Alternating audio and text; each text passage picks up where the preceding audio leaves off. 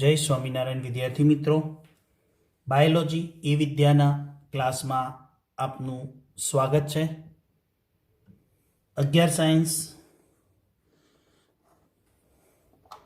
Chapter 9 जैविक अणुओं।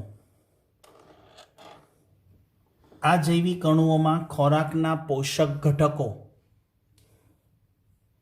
Protein, lipid, carbohydrate, nucleic acid અને વિટામિન્સ આ બધા શીખવાના છે। એમાં પ્રોટીન વિશે આપણે વિગતવાર સમજ્યા, લિપિડ વિશે શીખ્યા। હવે આપણે ખોરાકનો પોષક ઘટક જે આપણા શરીરમાં કોષમાં કાર્બોહાઈડ્રેટ આ સમગ્ર ટોપિક એને આપણે નીટ પ્રમાણે ડિટેલિંગમાં જઈશું, એટલે વધુ સારી રીતે ડિટેલમાં સમજીશું એનસીઆરટી કરતા ડીપમાં। કાર્બોહાઈડ્રેટ આપણે એની સંધિ છૂટી પાડી દઈએ। કાર્બો એટલે કાર્બન, હાઇડ્રેટ્સ એટલે હાઇડ્રોક્સિલ। સંધિ છૂટી પાડીએ છીએ કાર્બન વત્તા હાઇડ્રોક્સિલ। તો કાર્બોહાઈડ્રેટની જ્યારે સૂત્ર સાથે રચના શીખીશું ત્યારે એમાં એવું આવશે કાર્બન સાથે વધુ વખત હાઇડ્રોક્સિલ સમૂહ આવેલા છે। કાર્બન સાથે વધુ વખત એટલે ઘણીવાર સૂત્રની અંદર હાઇડ્રોક્સિલ એટલે કે OH સમૂહ વપરાય છે, માટે નામ પડ્યું કાર્બોહાઈડ્રેટ્સ। રાઈટ? एक्सप्लेशन समझ क्लियर? कार्बोहाइड्रेट એટલે શું? એનું બીજું નામ છે કાર્બોદિત। શું બોલાય? કાર્બોહાઈડ્રેટનું બીજું નામ છે કાર્બોદિત પદાર્થ। ઓકે, આગળ જઈએ। એ કાર્બોહાઈડ્રેટના બંધારણમાં કયા તત્વો આવેલા છે? કાર્બન છે, ऑक्सीजन है अने हाइड्रोजन CHO। मित्रों, एक वस्तु याद राखजो, आपड़ा बॉडीना जे कोषो छे एनी अंदर केटलाक तत्वो छे? Carbon, hydrogen, oxygen, nitrogen, phosphorus અને સલ્ફર। એમાં સૌથી વધુ પ્રમાણમાં કોષમાં સૌથી વધારે પ્રમાણમાં ઉપયોગી હોય એવા આ ચાર છે: કાર્બન, હાઇડ્રોજન, ઓક્સિજન અને નાઇટ્રોજન। જ્યારે આ બે છે CHON, carbon, hydrogen, oxygen, nitrogen, phosphorus અને સલ્ફર, ટોટલ કેટલા થયા મિત્રો? 6 થયા। એમાંના 4ની શરીરમાં વધુ માત્રામાં જોવા મળે, જ્યારે ફોસ્ફર અને સલ્ફર છે ને એ અલ્પ માત્રામાં જોઈએ, અથવા તો અલ્પ માત્રામાં હાજર હોય, પણ જરૂર તો છે। એટલે ટોટલ કેટલા થયા? 6 તત્વો અગત્યના છે। કાર્બન, હાઇડ્રોજન, ઓક્સિજન, નાઇટ્રોજન જે વધુ પ્રમાણમાં છે, જ્યારે અલ્પ માત્રામાં ફોસ્ફરસ અને સલ્ફર। યાદ રાખવાનું છે। એમાં જુઓ, તમને હવે માહિતી વાત કરીએ છીએ તો યાદ કરાવી દઈએ કે પ્રોટીન, લિપિડ, પછી અત્યારે સમજીએ છીએ કાર્બોદિત અને ન્યુક્લિક એસિડ। આ ખોરાકના 4 ઘટક છે। તો જો પ્રોટીનમાં કોણ જરૂરી છે? આ 6 માંથી કાર્બન, હાઇડ્રોજન, ઓક્સિજન અને નાઇટ્રોજન અને સલ્ફર। ઓકે, તો CHO, N અને S, બરાબર, સલ્ફર આવે એમાં। લિપિડમાં કોણ આવશે? CHO, જેમાં નાઇટ્રોજન, ફોસ્ફરસ, સલ્ફર હોતા નથી। કાર્બોદિતના બંધારણમાં કોણ હોય? CHO. એમાં પણ કાર્બન, હાઇડ્રોજન, ઓક્સિજન, નાઇટ્રોજન અને સલ્ફર અને ફોસ્ફરસ વપરાતા નથી. એટલે લિપિડ જ્યાં શીખે ને ત્યાં તમે જોજો ક્યાંય પણ આપણે નાઇટ્રોજન, ફોસ્ફરસ, સલ્ફર આવતા નથી. કાર્બોદિત શીખીશું એમાં પણ નાઇટ્રોજન, ફોસ્ફરસ, સલ્ફર વપરાતા નથી. ન્યુક્લિક એસિડમાં CHO, N અને P. ડિફરન્સ શું આવ્યો? પ્રોટીનમાં સલ્ફર વપરાય છે અને ન્યુક્લિક એસિડ એટલે કે DNA અને RNA માં ફોસ્ફરસ વપરાય છે. તો આ મોસ્ટ ઇમ્પોર્ટન્ટ યાદ રાખજો. નીટ પ્રમાણે મેં તમને સમજાયું કે ખોરાકના કયા ઘટકોમાં કયા તત્વોની હાજરી જરૂરી છે અથવા તો કયા તત્વો જોઈએ. એ ખોરાકના ઘટકોમાં આ તત્વો છે જે આપણા કોષમાં જતા હોય અને કોષની અંદર આપણે બધી જૈવિક ક્રિયાઓને ચયાપચયમાં ભાગ લેતા હોય. That's clear? નેક્સ્ટ આગળ જઈએ. હવે જો કાર્બોહાઈડ્રેટના બંધારણમાં H અને O નું પ્રમાણ કેટલું છે? 2:1. એટલે શું? ઓક્સિજન કરતા હાઇડ્રોજન ડબલ હોય. કેમેસ્ટ્રીમાં પણ આવે છે. પણ ક્યારેક MCQમાં એવું પૂછાય કે ઓક્સિજન અને હાઇડ્રોજનનું પ્રમાણ કેટલું હોય? તો તમે બધા ઉતાવળમાં શું લખશો? 2:1. પણ મેં શું પૂછ્યું? ઓક્સિજન અને હાઇડ્રોજન. તો પહેલા ઓક્સિજન આવે શબ્દ તો 1 લખવો પડે ને પછી હાઇડ્રોજન આવે તો 2 લખવું પડે. પણ અહીંયા મેં શું લખ્યું છે? હાઇડ્રોજન અને ઓક્સિજન. એટલે પહેલા હાઇડ્રોજન લખ્યું છે એટલે 2 આવે અને પછી શબ્દ વાપર્યો છે ઓક્સિજન તો 1 આવે. એટલે ઓક્સિજનનું પ્રમાણ 1 જ હોય અને જ્યારે હાઇડ્રોજન ઓક્સિજન કરતાં બમણા હોય. તો સમગ્ર આપણે જોઈએ કાર્બન, હાઇડ્રોજન, ઓક્સિજનનું પ્રમાણ કેટલું હોય છે? 1:2:1. ઓકે, એટલે હાઇડ્રોજન 2, કાર્બન 1 અને ઓક્સિજન 1. એટલે કાર્બન અને ઓક્સિજનનું પ્રમાણ કેટલું હોય? સરખું. અને હાઇડ્રોજનનું પ્રમાણ કાર્બન, ઓક્સિજન કરતાં બમણું. આ બધું નાનું નાનું યાદ રાખજો, ઝીણું ઝીણું. હવે આપણે જે કાર્બોહાઈડ્રેટ શીખવાના છે, જે આપણે ખોરાકમાં લઈએ છીએ, જે કોષમાં જાય છે અને ચયાપચય પ્રક્રિયામાં ભાગ લે છે, એ જે કાર્બોહાઈડ્રેટ આપણે ખાઈએ છીએ, ખોરાકમાં લઈએ છીએ, જેને પોષક ઘટક તરીકે ઉપયોગમાં લઈએ છીએ, એવા કાર્બોહાઈડ્રેટ 3 પ્રકારના છે. એક મોનોસેકેરાઇડ, એક ડાયસેકેરાઇડ અને એક પોલીસેકેરાઇડ. એક મોનોસેકેરાઇડ, એક ડાયસેકેરાઇડ અને એક પોલીસેકેરાઇડ. 3 છે.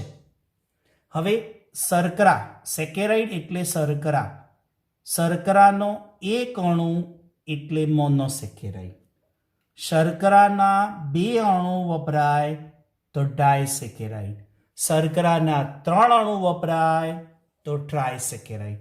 શર્કરાના 4 અણુ વપરાય તો ટેટ્રાસેકેરાઇડ. શર્કરાના 2 થી 10 અણુ વપરાય તો ઓલિગોસેકેરાઇડ. શર્કરાના 10 થી વધારે અણુ વપરાય તો પોલીસેકેરાઇડ. જો આમ ગણવા જઈએ ને મિત્રો તો 4 પ્રકારના થાય: મોનો, ડાય, ઓલિગો અને પોલી. લખી રાખજો ક્યાંક. મોનો એટલે શર્કરાનો 1 અણુ, ડાયસેકેરાઇડ એટલે શર્કરાના 2 અણુ અને 2 થી 10 અણુ વપરાય. કેટલા? 2 થી 10 જ અણુ વપરાય તો ઓલિગોસેકેરાઇડ કહેવાય. અને 10 થી વધારે વપરાય, જેમાં 11 થી માંડીને 12, 15, 25, 50, 100 સુધીના અણુ હોય તો એને પોલીસેકેરાઇડ કહેવાય. ઓકે, તો અહીંયા શર્કરાના 1 થી 2 અણુ તો મોનો, 1 અણુ તો મોનો, 2 અણુ તો ડાય અને 3 થી વધારે તો પોલી. પણ 3 થી 10 હોય તો ઓલિગો અને મેક્સિમમ 10 થી વધારે હોય તો પોલીસેકેરાઇડ. That's clear? હવે આગળ વધીએ આપણે. કાર્બોહાઈડ્રેટમાં પહેલો પ્રકાર લઈએ, મોનોસેકેરાઇડ. મોનોસેકેરાઇડના આપણે શું શીખીશું? પ્રકાર અને પછી એના સામાન્ય ગુણધર્મો અને છેલ્લે એના જોડે જોડે ઉપયોગ પણ લઈશું. તો મોનોસેકેરાઇડ એ શું છે? તો માત્ર એક સરળ શર્કરાનો અણુ કહેવાય. મોનો વત્તા સેકેરાઇડ. મોનો એટલે એક, સેકેરાઇડ એટલે શર્કરા. મોનોસેકેરાઇડ એ સૌથી સરળ કાર્બોદિતનું સ્વરૂપ છે. કાર્બોદિતનું સૌથી સરળ મોનોસેકેરાઇડ. એનાથી જટિલ ડાયસેકેરાઇડ, એનાથી જટિલ ઓલિગોસેકેરાઇડ, એનાથી જટિલ પોલિસેકેરાઇડ. તો પોલિસેકેરાઇડ એ શું થયા? જટિલ કાર્બોદિત. મોનોસેકેરાઇડ એ શું થયા? સરળ કાર્બોદિત. હવે એ મોનોસેકેરાઇડનું સામાન્ય સૂત્ર CnH2OM. CnH2OM આ મોનોસેકેરાઇડનું સૂત્ર છે. N અને M ની કિંમત સરખી હોય. N અને M ની કિંમત સરખી. એમાં N કેટલા લેવાના? >2. Nની સંખ્યા કેટલી લેવાની? 2 થી વધારે લેવાની. આ ક્યાંય એનસીઈઆરટી બુકમાં નથી. એટલે મહેરબાની કરજો વિદ્યાર્થી મિત્રો, નોટ સારી બનાવજો. અને વાંચવા લાયક અને નીટમાં પ્રશ્નો પૂછાયેલા છે. હું જ્યારે નીટની પરીક્ષા લઈશ તો આ મારી નોટ્સમાંથી પણ પ્રશ્નો આવશે. એટલે વિદ્યાર્થી મિત્રો એક ધ્યાન આપજો, જ્યારે નીટના MCQની એક્ઝામ લેવાય ને ત્યારે એટલું યાદ રાખવાનું, એનસીઈઆરટી ટેક્સ્ટબુકની line to line word to word તો તૈયાર કરવાની છે કે જેમાંથી પ્રશ્નો પૂછી શકાય. પણ જ્યારે લેક્ચર ચાલે છે, લેક્ચરની નોટ્સ છે જેને આપણે ક્લાસવર્કની નોટ કહીએ, એમાંથી પણ હું MCQ મૂકી શકું એમ છું. એટલે આપણે જ્યારે નીટ લેવલના ચેપ્ટરની તૈયારી કરીએ ને ત્યારે આ PDF પણ તમારે લખવાની અને તૈયાર કરવાની. એમાં આ ચેપ્ટરમાં તો તમે જુઓ જ છો કેટલું મેક્સિમમ બહારનું આવે છે. એટલે કે જે એનસીઈઆરટીમાં એનો ઉલ્લેખ નથી, પણ એ લાઈનોને સમજાવવા માટે, એનસીઈઆરટીની એ લાઈનને સમજાવવા માટે આ જરૂરી છે. આ સમજીએ તો જ ખબર પડે એમ છે. બાકી કોઈ ડાઉટ કે ડિફિકલ્ટી અથવા તો કન્ફ્યુઝન હોય તો ઝૂમ લેક્ચર ઉપર આપણે એના ડાઉટ સોલ્વ કરાવી દઈશું. ચલો આગળ જોઈએ. હવે આ સૂત્ર પ્રમાણે કાર્બન પરમાણુની સંખ્યાને આધારે મોનોસેકેરાઇડના પ્રકાર. હવે તમારે n બરાબર કેટલા લેવાના છે? 2 થી વધારે, એટલે 3 મૂકવાના. તો કાર્બનની સંખ્યા 3 મૂકી દો. તો અહીંયા સૂત્રમાં 3 મૂકો. ઓકે, અને અહીં m પણ 3 મૂકો. તો બ્રેકેટ ખોલી નાખીએ. તો C કેટલા થયા? 3. હાઇડ્રોજન કેટલા થયા? 3 દુ 6. ઓક્સિજન કેટલા થયા? 3. તો C3 લીધા. તો સૂત્ર શું બન્યું? C3H6O3 ટ્રાયોઝ. તો આવી મોનોસેકેરાઇડ શર્કરા ટ્રાયોઝ કહેવાય. જો કાર્બન 4 લઈએ છે તો એ શર્કરા શું કહેવાય? ટેટ્રોઝ. જેનું સૂત્ર શું બને? C4H8O4. અહીંયા 4 આવશે, O4. ઓકે, 5 લઈએ તો પેન્ટોઝ, 6 લઈએ તો હેક્ઝોઝ, 7 લઈએ તો હેપ્ટોઝ, 8 લઈએ તો ઓક્ટોઝ, C8 એટલે ઓક્ટોઝ, 9 લઈએ તો નેનોઝ, 10 લઈએ તો ડેકોઝ, 11 લઈએ તો કેમેસ્ટ્રીમાં શીખવાડ્યો છે કાર્બનની સંખ્યા, ઓર્ગેનિક કેમેસ્ટ્રીમાં કાર્બનની સંખ્યા 11 હોય તો શું કહેવાય? ઉન્ડિકેન. 2 હોય તો શું કહેવાય? 12 હોય તો શું કહેવાય? ડાયડિકેન. કેમ કે 10 એટલે તમે શું લઈ લીધું? ડેકેન. હે ને, કાર્બન 10 હોય એટલે એને ડેકેન કહેવાય. તો 11 હોય તો ઉન્ડેકેન, 12 હોય તો ડાયડિકેન, 13 હોય તો ટ્રાયડિકેન. 20 હોય તો આઇક્યુસેન. 21 હોય તો ઉન આઇક્યુસેન. 22 હોય તો ડાયઆઇક્યુસેન. ડોન્ટ વરી હો, ચિંતા નહીં કરો, આટલું બધું યાદ રાખવાનું નથી. આપણે કાર્બન 10 જ યાદ રાખવાના છે અને કેમિસ્ટ્રીમાં આવે છે કે 10 કાર્બનની સંખ્યા હોય એને ડેકેન કહેવાય. હા, આ તો ખાલી જાણકારી માટે. હા, કેમિસ્ટ્રી પણ આપણને પાવરફુલ છે, એટલે ક્યારે કેમિસ્ટ્રીનું કન્ફ્યુઝન હોય તો પૂછી શકો છો. પણ બાયોકેમિસ્ટ્રી, સજીવોને ધ્યાનમાં રાખીને આવતું કેમિસ્ટ્રી. આગળ તો આ બધી વાત થઈ કાર્બનની સંખ્યાને આધારે. એમાં આપણે 3 શર્કરાઓ શીખવાની છે: ટ્રાયોઝ, પેન્ટોઝ અને હેક્ઝોઝ. ઓકે, જરૂર લાગશે તો ક્યારેક તમને ટેટ્રોઝની પણ વાત કરીશ જ્યારે કોઈ ચેપ્ટરમાં વાત આવશે ત્યારે. હવે આપણે શરૂ કરીએ છીએ મોનોસેકેરાઇડના ગુણધર્મો.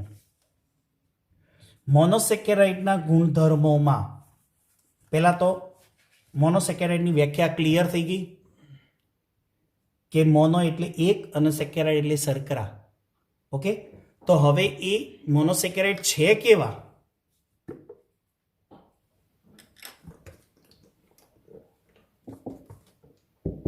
તો પાણીમાં દ્રાવ્ય એટલે પાણીમાં ઓગળી જાય. સ્વાદે ગળ્યા. સ્વાદે ગળ્યા છે એટલે એને શર્કરા કહેવાય. જળ વિભાજન થતું નથી એટલે શું? હાઇડ્રોલિસિસ. મોનોમર છે, મોનોસેકેરાઇડ એ મોનોમર અણુ છે. હવે એક જ અણુ હોય તો શું તૂટે? એ કોઈની સાથે બોન્ડિંગ જ નથી, કોઈની સાથે જોડાયેલો જ નથી, તો શું બંધ તૂટે? પાણીનો અણુ ઉમેરીને આપણે જળ વિભાજન કરવા જઈએ તો એનું જળ વિભાજન થાય કેવી રીતે? કેમ કે કોઈની સાથે એટેચમેન્ટ નથી, બોન્ડિંગ નથી, એટલે એની સાથે બંધ નથી. એક મોનોમર છે. કોષરસ પટલમાંથી પસાર થઈ શકે. મોસ્ટ ઇમ્પોર્ટન્ટ, કોષરસ પટલમાંથી પસાર થઈ શકે એટલે મોનોમર એવા છે કે જે આપણો કોષ હોય, સેલ હોય, તો એની અંદર એ પ્રવેશી શકે છે. જુઓ, અહીંયા તમને એક આકૃતિ દ્વારા સમજાવું. આ કોષ છે. ઓકે, તો કોઈ પણ મોનોમર કોષરસ પટલમાં પ્રવેશી શકે.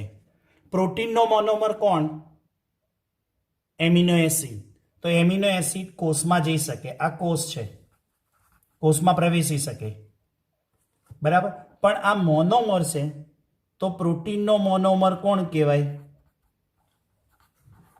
Amino acid. એ જઈ શકે. તો પ્રોટીન પહેલા તૂટવો જોઈએ. એવી જ રીતે આપણે કાર્બોદિત છે, એમાં કાર્બોદિતમાં પોલી લઈએ તો પોલીનું પહેલું ડાય થાય, ડાયનું પછી મોનોસેકેરાઇડ થાય અને પછી મોનોસેકેરાઇડ કોષમાં જઈ શકે. એટલે આપણે જે ખાઈએ છીએ, શું ખાઈએ છીએ? જટિલ ખોરાક. પાચન તંત્ર એને શામાં ફેરવે છે? સરળ પદાર્થમાં. માટે શેષાંતરમાં શું બોલીએ છીએ? સિમ્પલ, એટલે કે સરળ, શોષી શકાય, એબ્સોર્પ્શન થઈ શકે અને રુધિરમાં ભળી અને કોષરસમાં જઈ શકે. તો મોનોસેકેરાઇડ એ કોષરસ પટલમાંથી પસાર થાય છે, જેમાં CHOનું પ્રમાણ 1:2:1 હોય. આ યાદ રાખજો. કેવી રીતે? તો જો હું સમજાવું. હમણાં આપણે બધી શર્કરાઓ જોઈ ગયા. અહીંયા જુઓ, અહીંયા ટ્રાયોસ છે ને, એનું આ સૂત્ર છે ને, એને 3 વડે ભાગાકાર કરો. અહીંયા જુઓ, C3H6O3. તમે બધાને 3 વડે ભાગાકાર કરો. આને 3, આ 3 અને આ 3. તો શું આવ્યું? કાર્બન. કાર્બનનું પ્રમાણ 1, હાઇડ્રોજનનું પ્રમાણ 2 અને ઓક્સિજનનું પ્રમાણ 1. કોઈ પણ લઈ લો, C5H10O5, તો આને 5 વડે ભાગાકાર કરો કે કેટલા કાર્બન લીધા હતા? 5. તો શું આવ્યું? કાર્બન, હાઇડ્રોજન, ઓક્સિજનનું પ્રમાણ 1:2:1. That's clear? ઓકે, આગળ સમજવું જરૂરી છે. હવે અગત્યનો પોઈન્ટ ગુણધર્મોમાં, મોનોસેકેરાઇડમાં આલ્ડોઝ શર્કરા અને કીટોઝ શર્કરા. હવે નવો પ્રશ્ન આવ્યો, આલ્ડોઝ શર્કરા અને કીટોઝ સાહેબ કોને કહેવાય? તો એને આપણે સમજીએ. થોડું કેમેસ્ટ્રી ચાલશે, બહુ ડીપમાં નથી. જો બધાને ખબર છે ઓર્ગેનિક કેમેસ્ટ્રી શીખ્યા, તો હું અહીંયા કાર્બન દોરું છું. 1, 2, 3. ચલો, આ કાર્બનને હું 1 નંબર આપું, આ કાર્બનને હું 2 નંબર આપું, આ કાર્બનને હું 3 નંબર આપું, આ કાર્બનને હું 1 નંબર આપું, આ કાર્બનને હું 2 નંબર આપું, આ કાર્બનને હું 3 નંબર આપું. તમે જમણેથી ડાબે જાઓ કે ડાબેથી જમણે જાઓ, તો કાર્બનની સંખ્યા 3 હોય તો 1, 2, 3, આમથી પણ 1, 2, 3 કહેવાય. હવે હું તમને પ્રશ્ન પૂછું, આ 3 કાર્બન છે, એમાં છેડાનો કાર્બન કોને કહેવાય? આ કાર્બનની ચેઇન છે 3 કાર્બનની, એમાં છેડાનો કાર્બન કોને કહેશો? આ પહેલો કાર્બન, કાં તો આ બાજુ ત્રીજો કાર્બન. આને પહેલો એ કહેવાય ને આને ત્રીજો એ કહેવાય. ખબર પડે છે? એટલા માટે જ લખ્યું ઓર્ગેનિક કેમેસ્ટ્રી. આ પહેલો ત્રીજો અથવા તો અહીંયાથી પહેલો ત્રીજો એટલે છેડાનો કાર્બન એક આ કહેવાય અથવા આ કહેવાય. તો અહીંયા આલ્ડીહાઇડ સમૂહ આવે, આ CHO શીખ્યા છો ને? ક્રિયાશીલ સમૂહ શું કહેવાય? CHO, જેને આલ્ડીહાઇડ કહેવાય. યસ. કેવી રીતે? કાર્બનની સંયોજકતા કેટલી? 4. બરાબર? પહેલી કક્ષામાં 2, બીજી કક્ષામાં 4. તો છેલ્લી કક્ષામાં 4 આવે તો જો 4 છે 4 વપરાઈ ગયા, 4 4 ઇલેક્ટ્રોન. આની સાથે 2 ઇલેક્ટ્રોન વપરાઈ ગયા, આની સાથે 1 ઇલેક્ટ્રોન વપરાઈ ગયો, અને આ કાર્બન સાથે 1 ઇલેક્ટ્રોન વપરાઈ ગયો. એટલે આ કયો સમૂહ આવ્યો? CHO, aldehyde. બરાબર? એવું જો આલ્ડીહાઇડ અહીંયા બને કાં તો અહીંયા બને, એટલે વ્યાખ્યા શું થઈ? છેડાના કાર્બન સાથે, છેડાના કાર્બન સાથે એટલે આ છેડાના કાર્બન સાથે CHO આલ્ડીહાઇડ સમૂહ લાગે. આલ્ડીહાઇડ સમૂહ હોય તો કઈ શર્કરા બોલાય? આલ્ડીહાઇડ હોવાથી આલ્ડોઝ. ઇંગ્લિશમાં આલ્ડોઝ કહેવાય ને ગુજરાતીમાં આલ્ડોઝ કહેવાય, પણ શર્કરા નહીં. ઇંગ્લિશમાં શર્કરા ના કહેવાય, આલ્ડોઝ સુગર. અને હવે આપણે લઈએ કીટોઝ સુગર, કીટોઝ શર્કરા. હવે શું કીટોઝ શર્કરા એટલે? જો ફરીથી એ જ દોરું છું.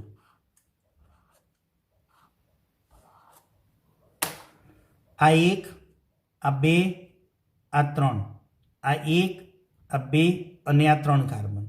વસ્તુ તમે એ જ દોરી.